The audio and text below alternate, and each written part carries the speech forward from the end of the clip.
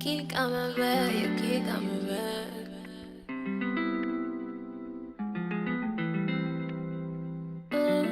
This video that I'm about to talk about, I feel like, with me putting out the last video about just my upbringing and my experiences with that, kind of raised question on, the essay. And I feel like I just want to be very transparent, and I want to have a moment of clarity if anybody was confused on whether or not I was sexually assaulted.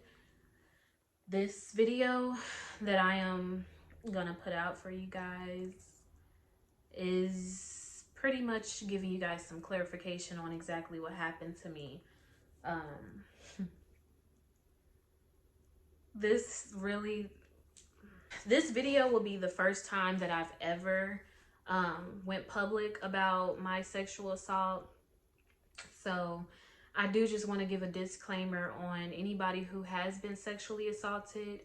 I am definitely keeping you guys in my prayers. I know it's hard, especially like you being sexually assaulted at such a young age and growing up, not understanding why you are acting out or being rebellious or just having sexual urges, or some would say whore or Jezebel spirit. My prayers and my thoughts go out to you guys because I know that it is not easy, but God never said that it would be. So all I could give as far as advice is just to keep it trucking. Like, you gotta move forward. And at my adult life at 23, I finally came to the conclusion that my sexual assault caused certain things to transpire in my life as far as my brain and my way of thinking when it comes to men and the opposite sex, just sex overall. So I definitely wanted to just put that out there, that I understand, and this is my story on when it happened to me. Drink on deck just in case I get choked up, which I am right now. Hold on. They say scientifically, it has been proven that when something traumatic or drastic or horrendous has happened to you, whether it be 10 plus years ago or a year ago or recent, it causes your brain to like alter in a way, and it causes for you to have brain fog. So this video, I'm just going to give like a very thorough, detailed video on what I remember happening to me when I was 8 years old. Okay. It's just, it's something how the universe and what God aligns for you, how God has certain things planned out for you.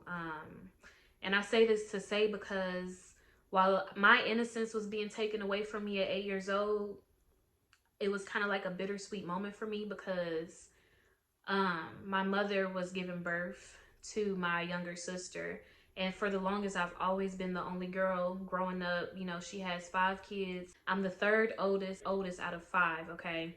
So my younger sister was being born. So while my life, something that was important to me, while my life was being stripped away from me and my innocence, another life was being born into this world.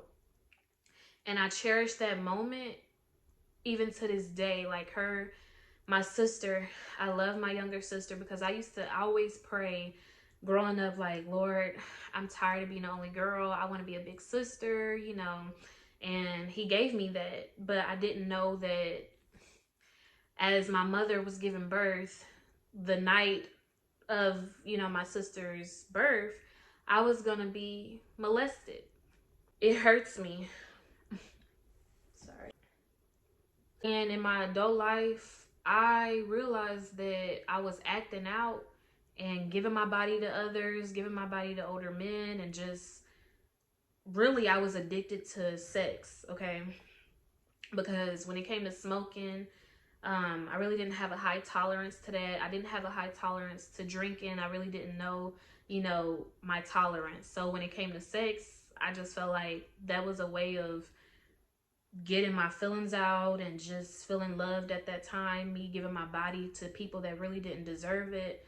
And I'm so glad and thankful that, it's hard to this day, like, just understanding that, you know, it's okay to be celibate. Like, I've never been really celibate like that. I've always have, like I told y'all in the other videos, have either been in situationships or had me a boyfriend. And that, as a younger lady, I will continue to preach about that.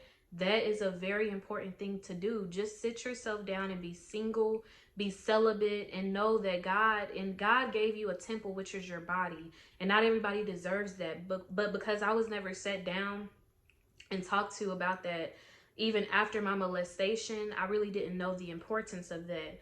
So I wanted to just clear a few things up, because I do know that in the family video I posted, I basically gave a reference about nowadays the Black family. Everybody noticed. So me giving that reference, I'm not sure what the confusion was, but this is just to clarify, like, yes, I was molested as well. But back to the reference. I gave a reference saying that nowadays, not my family, but just nowadays, a broad generalized statement that nowadays the person who molests you will be in Granny's basement. Uncle Tom will be in Granny's basement, meaning that the Black community pretty much sweeps things under the rug, okay? And they don't talk about trauma, pain, and mental health. So that's just a disclaimer on any of the confusion that people may have felt or had. So like I pretty much told y'all, growing up, third oldest out of 5 on my mother's side, and on my father's side, I'm his only child. Later down in my life, sorry, I'm a little flustered. Later down in my life, I found out that I had an older sister on my dad's side. But growing up, it was pretty much like having 2 different lives, okay? On my father's side, I was the only one, his only child, being treated like a princess, daddy's girl, you know. And then on my mother's side, I would have to go back and be the 3rd out of 5, and, you know, kind of be like second mommy for real. So, you know, it was a lot. We pretty much struggled a lot. As far as her being a single mom, you know, that happens. You don't have that 2-parent income. And overall, it's just going to be some struggles, you know, the very best that she could. But like I said, when I was at the age around 8 or 7, she met my younger sister's dad, and they became married. So I had a stepfather. And, you know, I'm happy, I'm ecstatic, because we have a male figure in our household. You know what I mean? Yes, it's a difference when I go to see my dad, you know, he's my male figure, but I still got to go home to mama's house. So it's 2 totally different lives. So when she got married, I was just very happy. You know, he was a good husband. I thought, you know, that's her own story to share, whether or not he was good or not, but he was a good father to us, and he was a good father to later on down the life what my sister would be, you know. But this was before my sister was born. So I'm praying for a little sister, you know, because I really just wanted to be a big sister, you know, and I wanted to have some other type of feminine energy around me other than my mom, someone to talk to, give them advice, do their hair. You know, I'm just the only girl around all of these boys. You know, mama got to go to work, and I'm just by myself with my brothers, you know. But so God blessed my family with my little sister. And when I tell you, I was so ecstatic, like, just me figuring out that she was going to have a girl, I was so happy. Like, and me being the only girl around all of these boys. The person who sexually assaulted me was my older cousin on my mother's side, okay? He would watch us. He was someone I cherished. I looked at as precious, as innocent. He had to be like around probably like 30 something at the time, and I was 8 years old, okay? So I'm sure y'all see the age difference. I don't know what in his right mind would make him feel like an 8-year-old is so attractive. But as I got older and I would just reminisce on all the things that he would tell me, being in, you know, in the house, and my mom would be at work because she trusted him. This is what happens. Like, you trust your children with family, thinking that they're family, they're not going to hurt my kids. But you can't do that, because then will be the same ones, like I always preach and I talk about, then will be the same ones that will hurt you quicker than a stranger. But, you know, she trusted him to watch us. And like I said, I remember him telling me oh, you're so beautiful. You know, I love your hair. You're going to be so beautiful when you get older. And I never really thought too much of it, you know, because I'm young at the time. I didn't think too much of it. I'm not thinking that he's going to want to have sex with me and me, you know, be molested, okay? I remember there was a particular moment when his daughter was at our house and she was sitting on his lap, and there would be like talks within the family that, you know, I need to give him a name because I was about to say his real name. I really don't want to spare him just because he did this, you know, and he's disgusting. Anybody that feel like they want to have sexual encounters or even touch, look at a younger woman or a younger son or, you know, a younger man, you're disgusting. You know, you don't deserve any privacy, but because who I am, I'm really genuine and I'm a sweet person, I'm gonna go ahead and give him a name. Give him the name Ruby because rubies are special, they don't break. But, you know, he just so happened to break me. Me at 8 years old, he broke me. He broke my heart. He was the first person to just touch me sexually, and he broke me. He broke my innocence. I never looked at men the same after I was touched, okay? So yeah, Ruby. Going back to remember Ruby coming over our house and his daughter was there. And there was talks within the family that Ruby was molested even when he was younger by a family member or somebody in the church. Like, he was molested, his siblings was molested, and that's why he had like weird fingers, because he had like frostbite fingers. I don't know if y'all know what I'm talking about, but Ruby had weird fingers. And you know, when you have like incest and there's children being breeded or breeded within the family, there's gonna be like different genetics and features that come out that's weird because y'all shouldn't be having sex. There was talks within the family that Ruby was a product of a molestation or a rape. And um the good girl in me want to believe that maybe he did this because it was done to him, but there's no excuse, you know.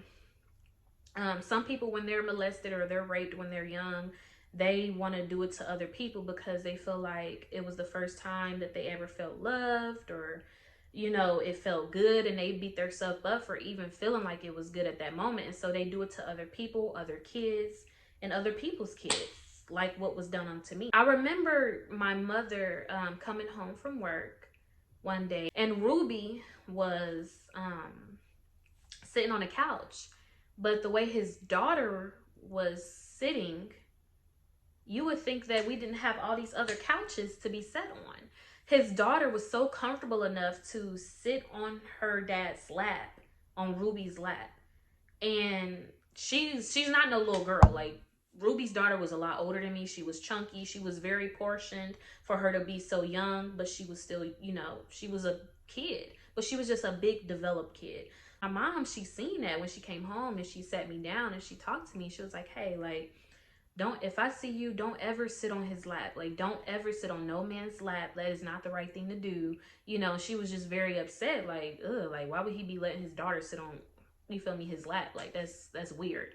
That's something that you shouldn't do. And so I took that in. I'm like, okay. Um, I'm like, okay, cool. Still not thinking nothing of him because this is Ruby. Like, this is somebody that everybody know. He was cool with my dad, my father. They trusted him. My parents trusted him to be around me and to be around, you feel me, my mom's kids. Like, my mom trusted him to be around her kids. So I'm thinking, you know, I'm comfortable. Like, okay. But yeah, it was still the comments of me being beautiful, him trying to touch my hair and saying that I'm so pretty. But because I'm young, I'm not thinking I should go to my mom and say something. I was told that I was beautiful all my life, to be honest. Like, this is not to toot my own horn, but I was told that I was beautiful all my life. So me hearing it from him, it definitely didn't give like he's trying to do it in a way of he wants to be with me or touch me.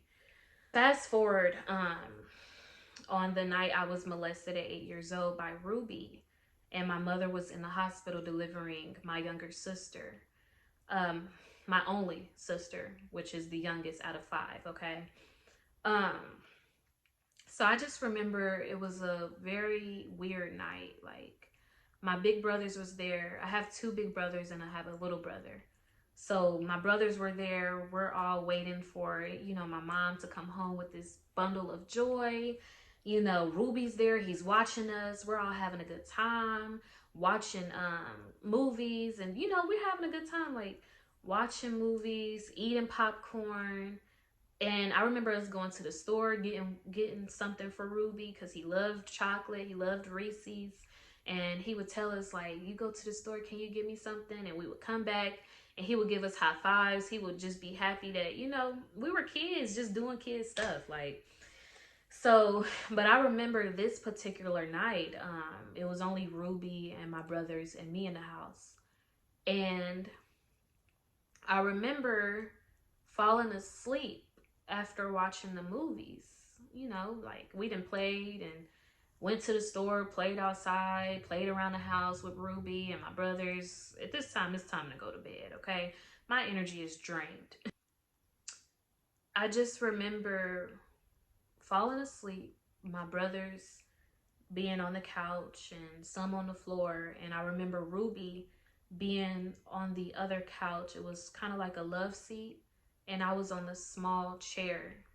So it was like a small chair and then a love seat right in front of me. So if I was to sleep or even to just be sitting on the chair, I would be facing Ruby and Ruby would be facing me. And my brothers and everybody is asleep. I'm asleep as well. But I remember kind of like while I was dozing off, I don't know if y'all have experienced this before. Like, the sleep where you're sleeping but you're moving around and you're not unconscious but you're still in a way sleep. And as I was moving around, I remember Ruby looking at me, but I didn't think nothing of it. I'm thinking he's looking at me because he sees that I'm moving around. So I go back to sleep, and then as I'm moving around again, I remember him looking at me and then hurrying up, closing his eyes. So I'm still not thinking nothing of it. I'm thinking, even in myself as an 8-year-old, I'm thinking maybe I'm just tripping, like, but that's just the vision that I can see. I see him, and it was, now that I'm older and I'm even talking about this, I will be able, if I was that little girl, I would probably wake my brothers up and tell them that, hey, like, this is this weird? Because they're a lot older than me. But I didn't say anything. And I'm not going to beat myself up because I was 8 years old and I didn't have a mindset of maybe he's trying to see if I'm sleeping. So I was sleeping on the couch and I saw those looks or whatever. And I remember just still going back to sleep. And all I remember after being asleep on a couch by myself on a separate chair couch, and he's on the left seat, I remember waking up being on top of him. Y'all heard me. Yeah. Um wow. That alone is just like, even speaking about it right now, it's kind of like, wow. If I wasn't strong enough like I am right now, I would beat myself up about why. I just have questions of why. Like, why did you fall asleep in there? Why didn't you go to your room? Or why when you thought that it was something, why didn't you tell your brothers, wake up your brothers when you felt that he was looking at you? I don't know. But all I can remember is me going into a deep sleep after seeing him look at me and all of that, to me being on top of him, feeling his penis rubbing on my vagina, and me going up and down on top of him. Whew. Sorry. As I was on top of him, I just remember getting up. Like, you would have thought that the emergency room or like the ambulance, how you have a heart attack and you wake up and you just like, like you do a deep breath, like you're coming back to life. I feel like that's what me waking up, and I'm feeling this grown man who I trusted putting his penis in my love parts, or on top of my love part, sorry, like rubbing it, and just me being moved up against him, and I'm feeling his penis and him touching me. And so as I'm seeing him do that, I just automatically, I jumped up and I ran behind the couch. And I thank God to this day, because my family, my brothers, were still sleeping. And I thank God to this day, once I think about how scared that little girl was as she ran behind the couch, and Ruby was still sitting on the couch because he was up. Ruby was still up, you know. I remember seeing that little girl, like I have visions of seeing how scared she was as she ran behind the couch. She was crying. You know, I just started crying, and at this point I just felt so uncomfortable. I was so scared. And I thank God to this day that Ruby did not finish what he wanted to do with me. And I really think that God saved me that day, because it could have been worse. He could have really brutally like went in on me, you know, and he didn't. And if I have anything to say to him, it will be that I thank you for not going all the way like you really could have, because I was so vulnerable. Nobody would have known. So as you know, as he's up and I run behind the couch, I'm just crying and I'm sniffling and I'm just scared, and I'm trying to make sure he don't see me. And then I just run to my room and I lock the door. And I'm praying. Like, I just want to be with my mom. I want to be where my mom is right now. I want my mom. And I waited, because I knew my auntie was going to come to the house the next day, because she was going to be in the room with my mom as she delivered. And I knew she was going to come. So when my auntie came, I just begged her. I said, please, auntie, please do not leave me. Please don't leave me here in this house. I want to go with y'all. Like, can I please just go with you to the hospital? And she let me go with her to go with my mom so I can see my sister be born. And I don't remember exactly like me telling her what happened, but I just remember that my auntie was there for me and my mom was as well. So I see the delivery of my little sister and I'm just ecstatic, okay? Like, even though all of that went on, I'm just so happy. Like, wow, like I got a sister. And I remember seeing pictures of my mama's birth with my little sister, and I remember seeing me smiling over my mom's bed in the hospital, and the pictures of how happy I was. I just was smiling and I was so happy. And I remembered, wow, even though you went through all of that the night prior, you still had some form of innocence. You still was smiling. That's exactly why, like, if you can hurt a child, I'm sorry.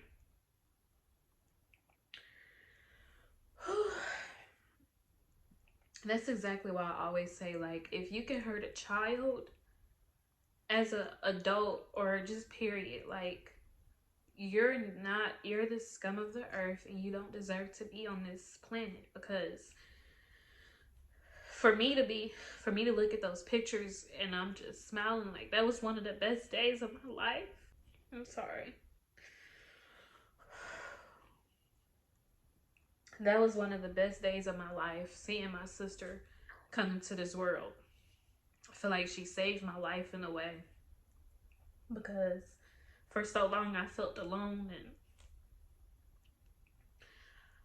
I would have like imaginary friends.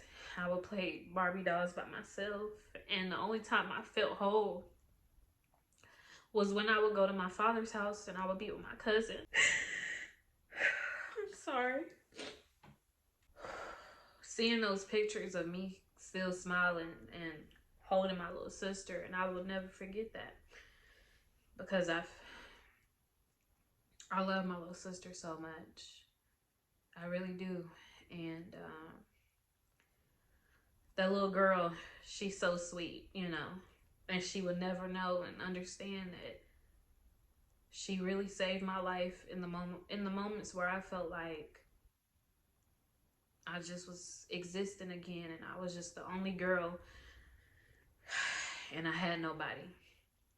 My sister coming into my life, I mean, that did it for me. It brought me some type of joy that I wish on everybody. I wish joy and happiness and peace to everybody. Like, but that's just what I wanted to say about that. You know, me seeing the pictures, it really, even throughout the years when I would see the pictures, knowing that I was molested the night before my sister was born, and me seeing that little girl who was molested, me seeing my younger self, and me seeing her have the brightest smile and holding her little sister, it does something to me, because it shows that kids are so innocent. And I'm 23 right now. I'm crying like a big baby. You know, y'all might laugh and joke, but I'm showing y'all right now that I was molested at 8 years old, and now I'm 23.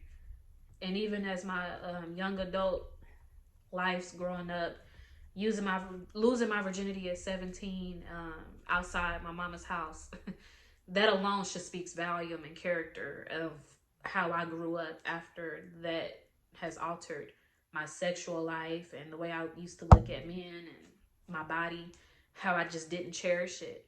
And I'm trying to tell y'all that, baby, you got to cherish what God gave you. Even when people use and misuse and abuse you, you cherish what God gave you. Because when you cherish what God gave you and you walk around like royalty, what We Love Shay would like to say, because I watch her, that's my girl. He says, when you walk around like royalty, correct me if I'm wrong, if y'all watch him, comment down below. Folks gotta respect it, and they gotta respect you. And that right there is the most realest shit that I've ever heard someone say. Because when you cherish your soul and your body and your mind and your mental and your energy, I don't care if you got to cut your mama or your father, your sister, your brother, your cousin off. If they don't respect you and the things that you have been through that they already know that you've been through, you got to go. I just remember how hurt I was. And I told my mom finally when she got out of the hospital. It was either my mom being told by my auntie or me. I do remember some details. I remember having to lay on the bed in my room, and my mom was just on the phone with my father, and you know, she was going off and saying that Ruby did this to me, and she's going to take me to the hospital to make sure that my hymen is still intact and that he didn't break my, you know, that I was still a virgin. I remember her telling me to lay down so that she can, you know, look at me, and she was being a mom, you know, and I just know she was hurt about it. I do. I know my father was hurt about it. My mother was hurt. I was hurt. You know, I remember laying down and her looking at me, but I will never forget these words. She said, "It looks okay. You know, I'm going to take her to the hospital, but it looks like she's okay." So once I went to the hospital, I'm going to speed this story up. I just wanted to let y'all know that, yes, although it be the ones that you feel like got the beautiful smile and they're so funny, they're always making jokes all the time, you can't take them serious because they just so jokeful. It be the ones that really, they story really, you gotta sit down and just chop it up with them a little bit. Sit down, instead of responding, just listen to them, because I promise you, they can't wait to tell you. They cannot wait to tell you their story. But I remember going to the hospital and getting like a whole HIV kit and STD kit on me as a young woman, as a young little girl, 8 years old. Them checking me, and they had these, my mother was there. I was laying on the bed, and they gave me like this camera VCR little thing so that I can look at it. And every time I would click the button, a different cartoon picture would change. Different cartoon picture would change, and it would be happy pictures or like a little video. And I would click the button, and I remember tears rolling down my face, because when they were checking me, mind you, nothing has ever went inside of me. I'm 8 years old, right? Nothing has fully penetrated me. So they had to go deep inside of me, and I remember just crying, tears rolling down my face, because it was so uncomfortable. And you know, for those wanting to know what happened with Ruby, I feel like the reason why I became rebellious and hypersexual is because Ruby, for one, he didn't spend that long in jail, okay? Um, he did get arrested, but when I tell you they gave this man, like, I want to say probably 3 months or even less than that, this man came out and he did the exact same thing to a 1 year old, his girlfriend's 1 year old baby. He was found fingering a 1 year old baby who just so happened to be his girlfriend's baby. Like, and he was fingering her. So when I say this to say, for those who wonder, you know, what happened to Ruby? I saw this man shortly after he was arrested and spent his time in jail. And my mother, we were at church. My family, we were at church. It's one thing I will never forget. And I thank her in a way, but as I got older, and I'd be like, damn, like sometimes I'd be sad about it. But I knew she was teaching me a lesson, because she's a strong woman. I barely see my mama cry unless she really going through some shit. And I feel like I get that from her. I would never forget seeing him. I was so scared. I seen him in church. I was so scared to be in this man's presence. Like, you know, I would never forget him telling his family members, my mother's side of her other family members, which is so happened to be his family. I would never forget me hearing as a young girl, my mom being on the phone, and or just hearing in people's mouths that, oh, she lying. That never happened. She was lying. She was lying. So I would be so scared to just, I would wonder if I see him, I wonder how I'm going to act or how I'm going to react. So I finally seen this man, and I thank God for it, and I thank my mother for it, because in a way, like I said, because it happened so fast. It happened shortly after I got molested. I'm standing in the face of my molester, okay? And my mother, I told her, I said, Mom, there go Ruby. And she said, I see him. She said, I see him. Whew. And this is something, because we were in the Holy Spirit, I like to give that the excuse of why, you know, my mom told me this advice, and he was in the Holy Spirit. Me, I'm young still. I'm still upset. I'm scared. You just touched me. You know, you just molested me. Like, you just, I felt your penis. I felt your overly grown penis on, like, you know, on me, on my vagina. And you're touching me like, I mean, you know how you're about to be intimate with your boyfriend and there's foreplay? Now that I understand what he did to me, you know, there's a such thing called foreplay, and y'all are, I mean, y'all in the mood. You would have thought my 8-year-old body was his grown woman. You did this to me, and I'm standing in the face of my molester at church at 8 years old. So I tell Mama, I'm like, Mama, there go Ruby, you know, like letting her know, like, I'm scared, you know, like, And so here he come. He just, you would have thought it was a Medea scene. I tell you, my life is like a movie. This is just a glimpse of what happened to me at 8 years old. I'm 23. You gotta know I experienced a lot more. You know what I mean? But when I tell you this shit was like a Medea movie, this man just looking retarded. He coming to me with his arms wide open, crying, and she's crying. I'm just standing there, I'm looking at him like. And so he asked her, he's like, can I hug her? Can I hug her? My mom, she turns and look at me. And she was just like, look. She was like, you can hug him. And so I hugged him. But later on that day, I remember asking my mom, she probably don't remember this, asking my mom, why you had me hug him? And she told me, which I kept with me to this day. She said, baby, in life, you are going to have to forgive others, because if you don't forgive them, they will move on with their life. Still be being bitter and sad. You have to forgive others. So, you know, I like to say that I forgave them, but I pretty much feel like now that I'm older, I feel like I really truly didn't get to live in my emotions. You know, my mom says she took me to therapy, you know, and for the assault that happened to me. And I remember that. I remember my father being at every therapy session, as she's the one who scheduled it. I definitely remember that. Saying this to say, just because something happened to you 10 plus years ago, when someone feels comfortable enough to tell you their story, never invalidate them. Never be dismissive. Never use their story for your advantage, because I'm telling you right now, that right there is the most insensitive thing that one can do to somebody who they said that they love. Okay? And as I got older and I have all this anger inside of me sometimes, and I fall depressed or I act out sexually, I realize it's because, baby, you really didn't heal.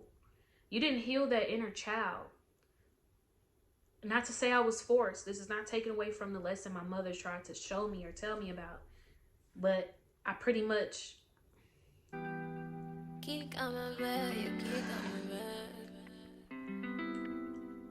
pretty much had to forgive him in that setting. You know what I mean?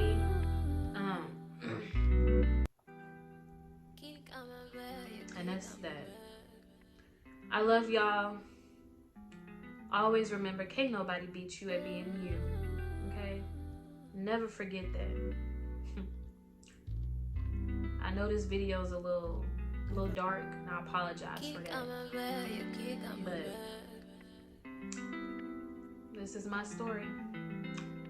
Love y'all.